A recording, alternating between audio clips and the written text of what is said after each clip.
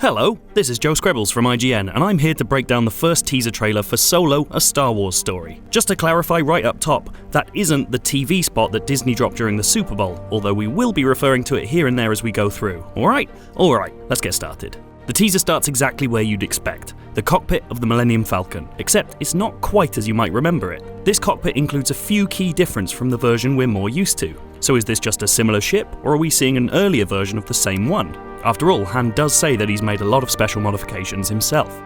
This might be our first glimpse of Han's home planet of Corellia, and it might be taking place when he still called it home too. Emilia Clarke's Kira in particular looks younger than in later shots, so they could well be childhood friends. Oh, and remember those gold dice we saw so much of in The Last Jedi? Well, look what's hanging in Han's Landspeeder cockpit. During this scene, Han's explaining that he was kicked out of Flight Academy, but Han's pre-Disney backstory was a little different. Originally, Han had passed through Flight Academy and become an Imperial officer, before going on the run after he refused to kill Chewbacca. So is he lying to save face here, or is this a new canon? Ah, the good old days, when boys could be boys and Millennium Falcons could be really, really clean. It's not clear exactly how much time is meant to have passed between this movie and A New Hope, but one thing is clear, Han and Chewie are mucky boys. If you look closely here, we can see Han's wearing the same belt buckle and holster combo that he wore during A New Hope. Weirdly, Woody Harrelson's Tobias Beckett character seems to be wearing the same thing. That said, Lando did end up wearing all of Han's clothes in Empire Strikes Back, so fashion faux pas seem to be a sort of a running theme.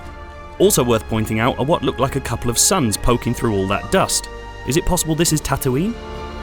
Speaking of Tobias Beckett, here's an interesting little point. The first time we get a good look at him, he's in a desert telling Han that he's putting together a crew, but when Chewie accepts on their behalf a little later, they're in the snowy location that we see during the TV spot's possible train heist. Maybe that heist is a test that Han passes to be accepted into the crew.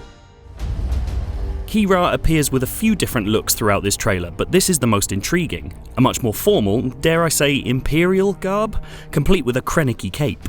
Are we seeing her in disguise as part of a job for Beckett's crew, or is this a look at her future life? Tandy Newton's been one of the few stars not to appear in official cast photos, but this is our first look at her in her still unnamed role. We can confirm, however, that she looks badass. At first glance, you might mistake this alien for Maz Kanata, but look closer and it not only has different facial features, but 4 arms. Here we seem to be seeing the Falcon before Han won it from Lando. Lando and his droid co-pilot, who we assume is comedian Phoebe Waller-Bridges' character, are definitely in charge, with Han relegated to a passenger seat.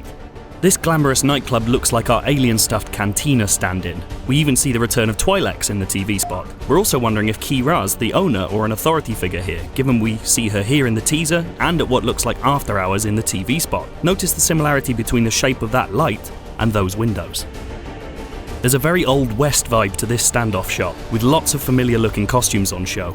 Please tell me that's an evil Ewok 5 from the left.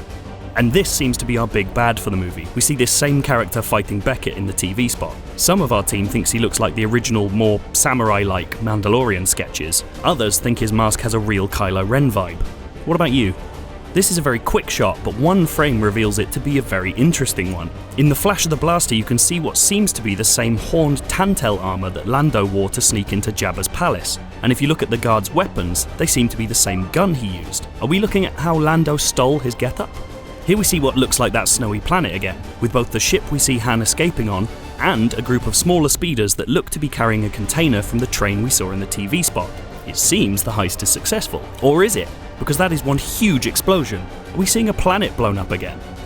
This looks like a brand new TIE variant, with a double blaster cannon mounted beside the cockpit. But where is it? Right, now bear with us for this one. Director Ron Howard has previously teased that we could see the Falcon's record-breaking Kessel Run in this film. Canonically, Kessel's nestled up alongside a web of black holes called the Maw. Could that be where we see this chase through a vortex? That said, if it is, you'd think Han might have mentioned the enormous electric space kraken that they seem to be avoiding. Hopefully we'll find all the answers we're looking for when Solo, a Star Wars story arrives this May. For now, let us know if we missed anything in the comments below. Oh, and if you want to watch the teaser or the TV spot again right now, we've got you covered.